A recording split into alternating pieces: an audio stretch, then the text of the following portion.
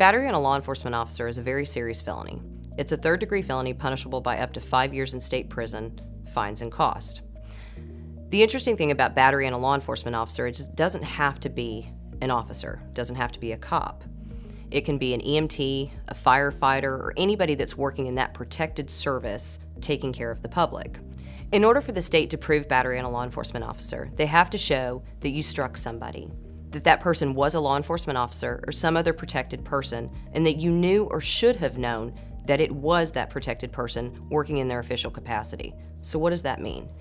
That means that a law enforcement officer, a firefighter, or an EMT doing their job, the job that they're hired to do to protect the public. If you knew that they were doing the job, or you should have known that they were doing the job, the state's proved that element. These cases are pretty difficult because the law wants to protect the people that protect us. These cases are pretty difficult to defend. It takes a lot of creativity. One way that we orchestrate some creativity in the case is to look at the facts, look at the elements. You struck someone. Did you actually strike somebody?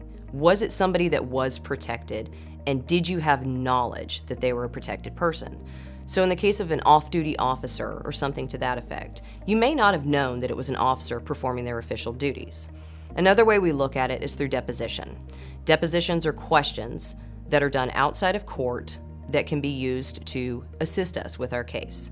So in a case for battery against a law enforcement officer, we would wait for a little bit of time to go by, let some emotions calm down a little bit, and talk to the officer. It's possible that the officer has no ill feelings towards you and doesn't want to see you convicted. In some cases, we've even had clients write letters of apology to the officer, and that's all that it took.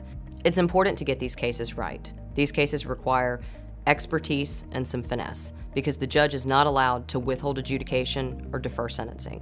That means that if you are found to have committed battery on a law enforcement officer, it will result in a conviction. If you've been charged or arrested with battery on a law enforcement officer, contact Flaherty Defense Firm today.